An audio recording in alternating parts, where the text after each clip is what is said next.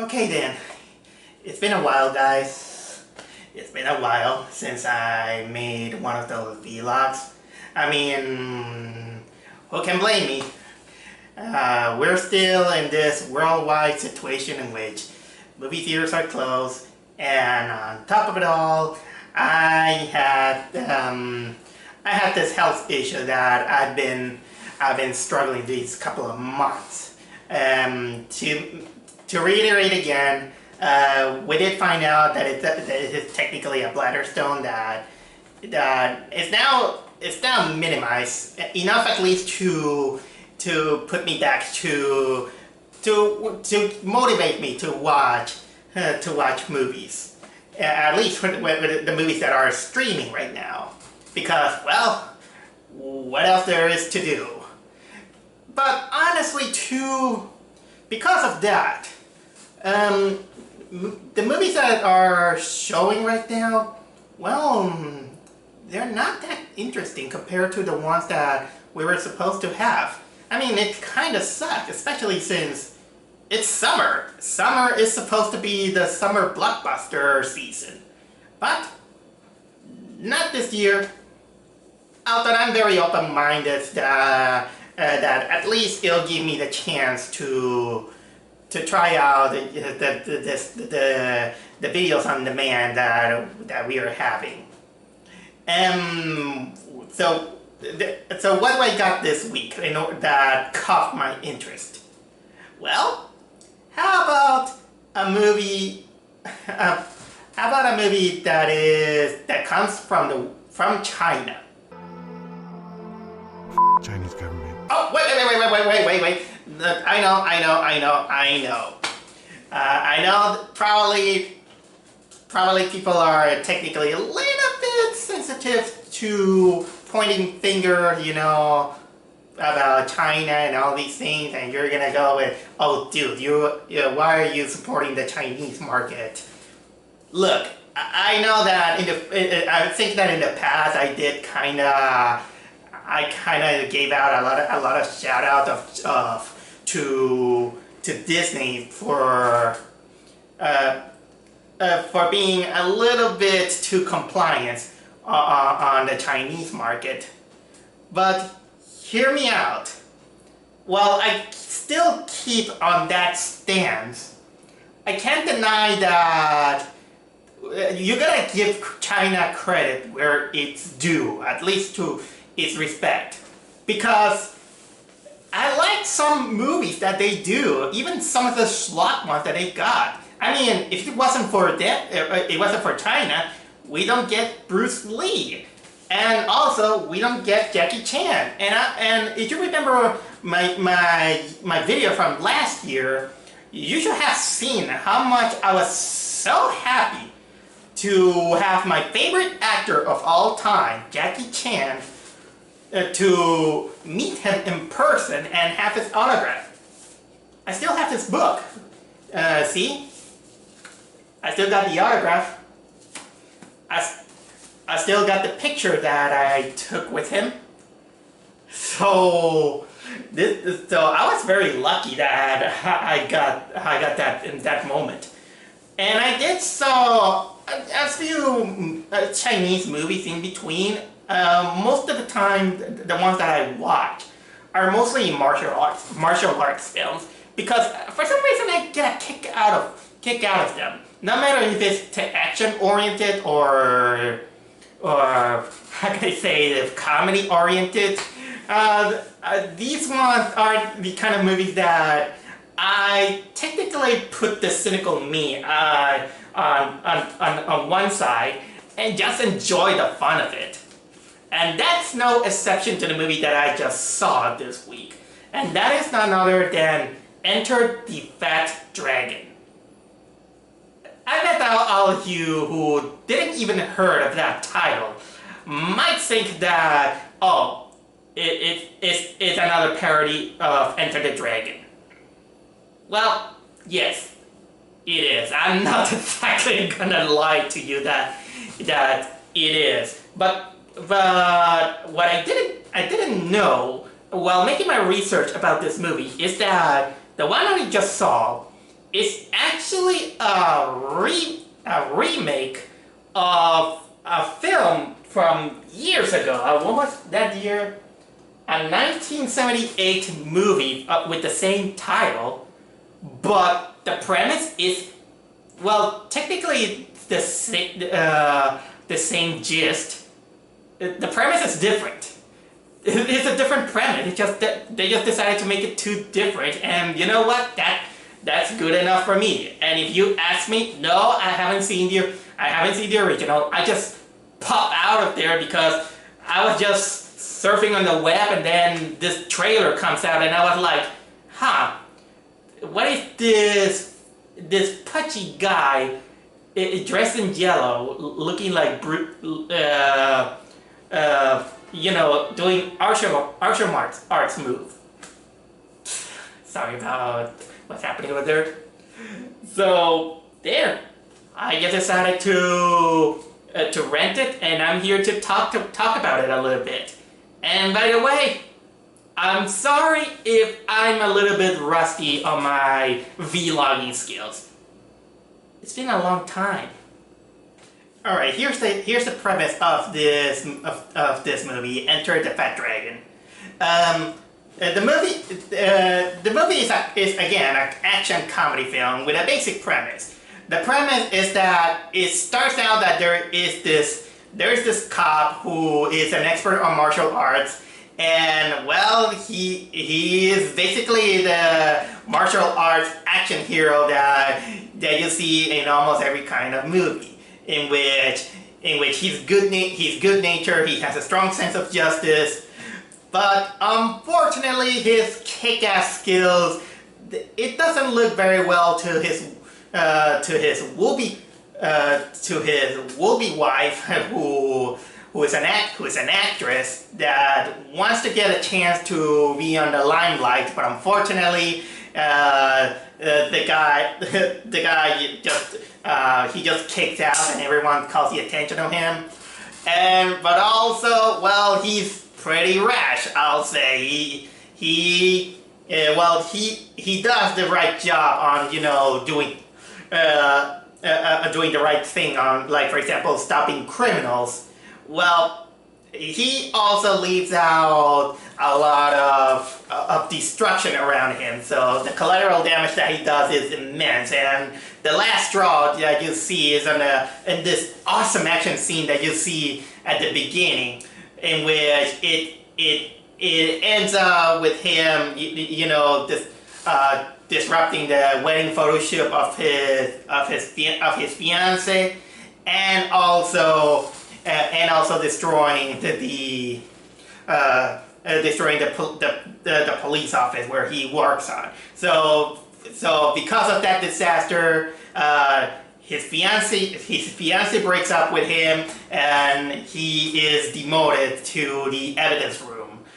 And from there, he begins to feel so much social depression and emotional depression, so much that he just spends the entire 6 months eating junk food and not doing enough exercise because he's just stuck in the evidence room and watching Bruce Lee movies.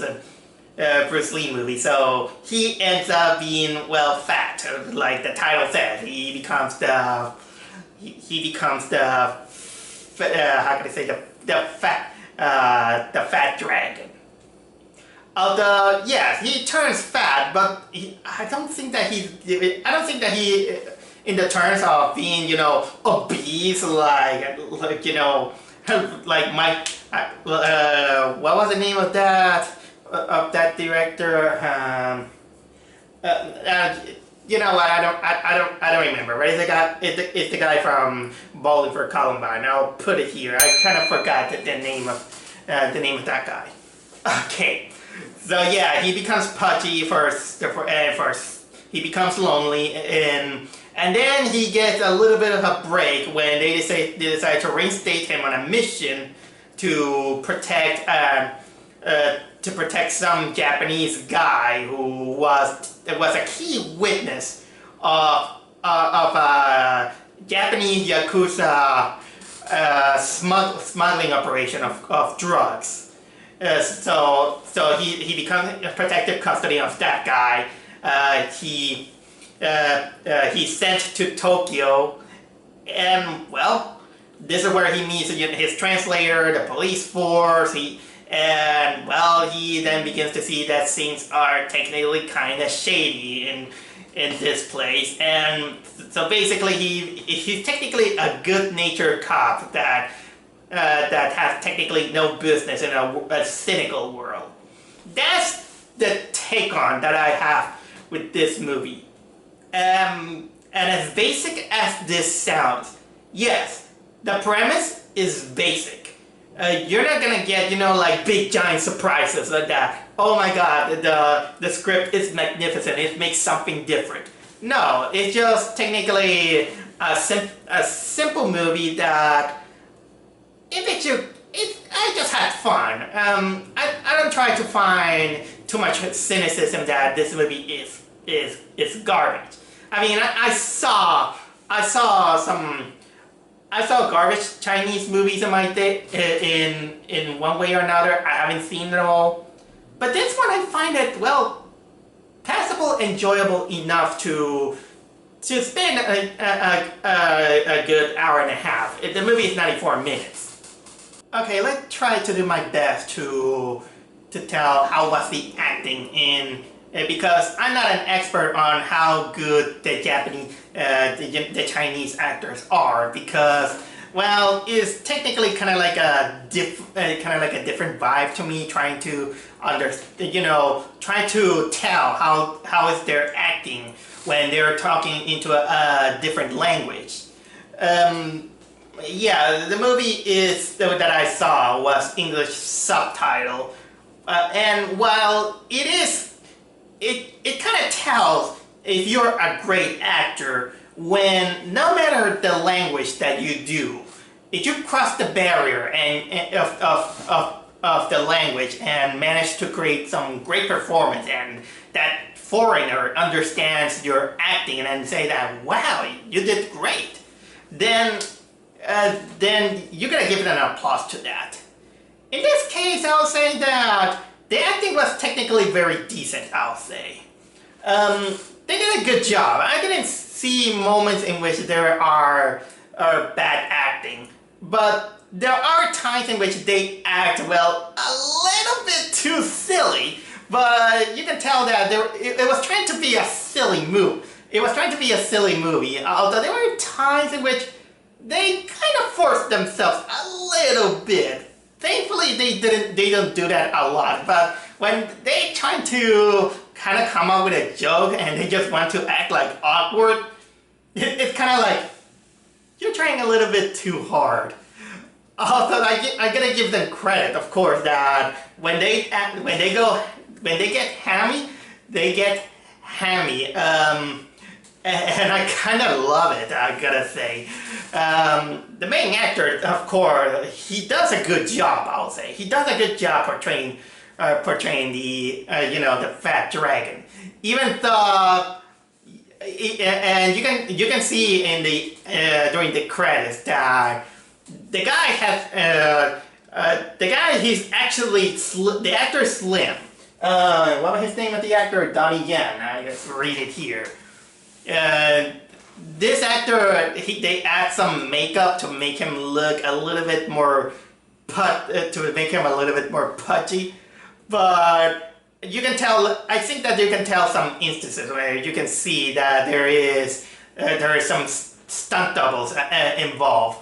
But for the sake of the credibility of the movie, sometimes you gotta question how the hell a guy who is supposed to be 280 pounds of weight can still move like an expert martial artist, like he is Rufus from Street Fighter. So that's the biggest thing that came out into my mind. And so you can tell that the movie didn't take it so seriously, because even if the guy he didn't look fit for making some kick-ass action martial arts move. You didn't even take advantage of that obesity in which there are times in which, look, I'm not fat shaming or anyone, but let's be a little bit scientifically real and don't take me seriously. It's a little bit nitpicky. When you are overweight, you have your body has to make much more effort to move the fat and the weight of your body, and even the muscles technically have difficulty straining to make some movements.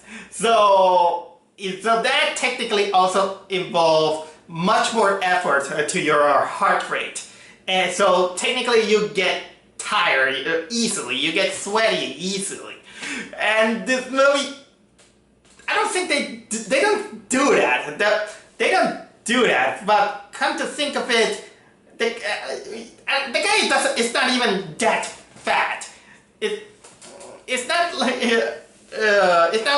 this giant obesity like many North American people can suffer. Look, again, I'm not fat shaming. I just kind of like a little nitpick. Okay, but let's continuing on. The main actor did a good job. There is a fiance in which this woman, oh my god, there are times in which you just want to smack some sense into her because she's a woman that doesn't want to listen. She technically sells, she just wants to sell her dignity just because the guy, I mean, she just snaps at the guy because he saved people from a robbery, and her biggest concern is that this is not gonna, how can I say, sell her as an actress, even though there is a little bit of a running gag saying that she's a very one-note actress. In a way, it is kind of revealed that she's right, that he's right.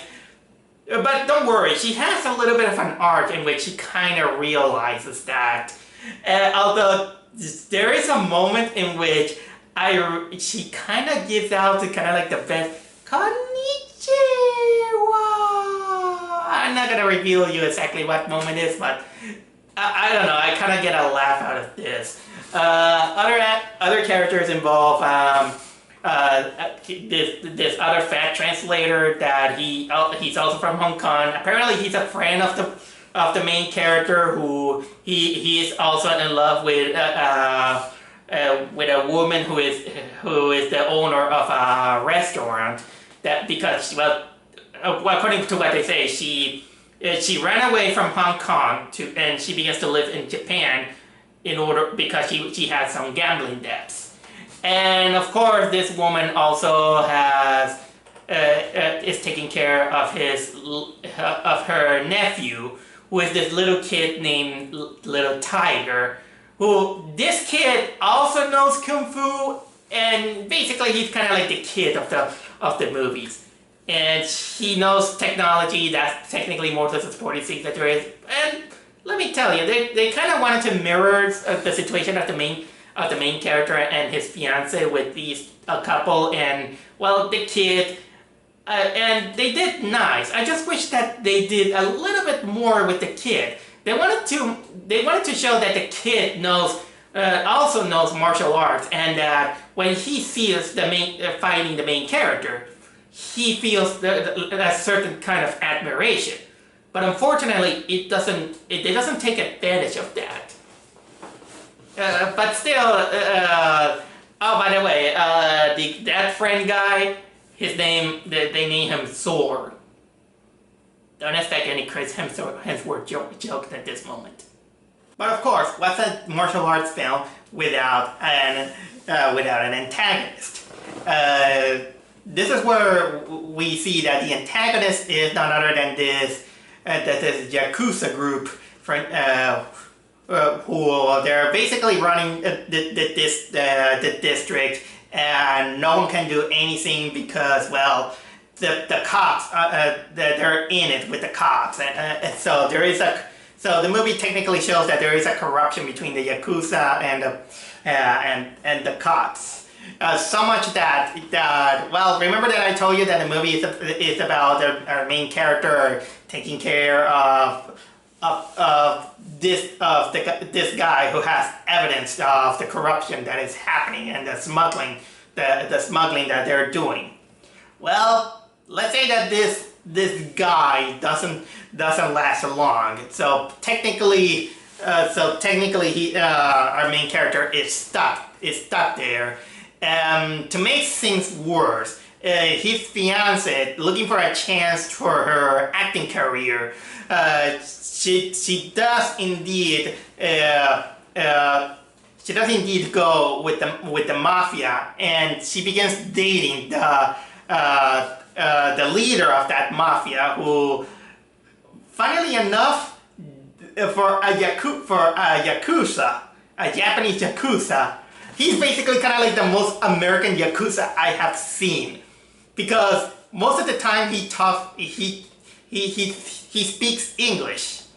What is the name of the guy? I think he's American. His name is Joy T, which kind of made me raise my eyebrows. If I want to go a little bit nitpicky, since everyone is gonna do it, is that I don't think Japanese will allow an America taking a yakuza leader position. But you know what? This is a movie, so I'm gonna let it slide. When we're acting and even voice acting, we can do anything. So I have no regards into that. But you know, it's fun to nitpick sometimes. And honestly, he does a good job. Even though there was a moment in which, again, he hands it up. But would you believe me that he's not the scummiest character in this movie? The scummiest character in this movie is the chief of the police department, who is this old guy with a terrible wig. And this guy, he's so cartoonishly evil, in which you know for sure that he's evil. You can see it in his face, and being kind of like an interpreter, and he drags along this Japanese interpreter from Chinese to Japan, and this guy, how can I say, this guy is kind of like the most annoying old man I have seen. You know, when it's kind of like you've seen a kind of like an old man who is technically 100% racist and so full of himself that he's like, there's nothing, move along, there's nothing to see here. Even thought it is right on his face. Yeah, he's evil, he's part of the Yakuza, but god damn that, every time he shows up, you just wanna,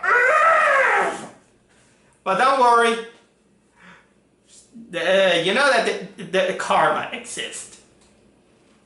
But I'm not gonna reveal you that, because that will be going into spoiler territory. But you know, when you go into these kind of movies, you know that it's technically pretty obvious how it goes.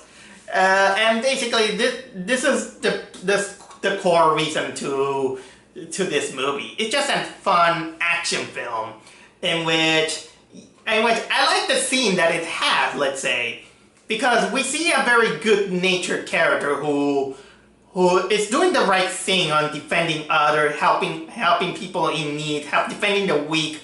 But of course, that because of the circumstances, collateral damage happens. And because of that, yeah, it affects others. But people technically blindly don't see that don't see the big picture. Yeah, he made some collateral damage, but you know what? At least he stopped the cop. At least he stopped a robbery. He saved people. Yeah, some police are hurt, but sometimes, well, I hate to say it, but this is what they're signed up for. They sign up, you know, to being cops, to defend the weak. And yeah, nobody likes to get hurt, but when you're a cop, you technically sign off to that. And our main character he shows up being kind of like a good cop, even though a little bit brash, and he gets demoted And when he, gives them, some good speeches to the other coworker, the coworker is like, yeah, we'll get less work from it. Yeah. Yeah. So yeah, you're gonna feel pity for the poor guy because the treatment that he gets from his coworker and even his fiance is technically unfair. But you see that he holds on to his belief. People technically accuse him that he's not Superman, when, well, he's not trying to be Superman. He's just trying to do the right thing what he can do. Even though he is technically pudgy with some martial arts skills. And well, yeah, not much I have to say. You're gonna enjoy the movie until you reach the climax in Tokyo Tower, which, ironically, it made me sad. It made me sad because I saw some of the news that this month is gonna be the final month for the One Piece Tower. Because of this thing that is happening around the world, the One Piece Tower is finally gonna close. And even if we get out of it, it's not coming back. And oh man, and that makes me think how lucky I was to go to Tokyo Tower to see this. Man, that makes me feel really, really lucky. So watching Tokyo Tower was a sight on this movie, and boy. Okay, to make it a little bit shorter this time, I'll say that the choreography is not exactly, 100% Jackie Chan style action, but it still does its job. I had a lot of fun. So, do I recommend this movie? Well, yeah. Maybe you're not gonna like it. Maybe you don't. Maybe you will.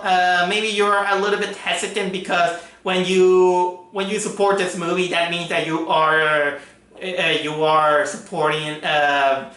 You know what I'm getting at. I'm not gonna continue with that. But you know what? I'm gonna leave that aside and just check it out. Enter the Fat Dragon, because this movie is definitely 100% better than Kung Fu Panda and all of his movies and series. Yeah, I say this. I hate Kung Fu Panda.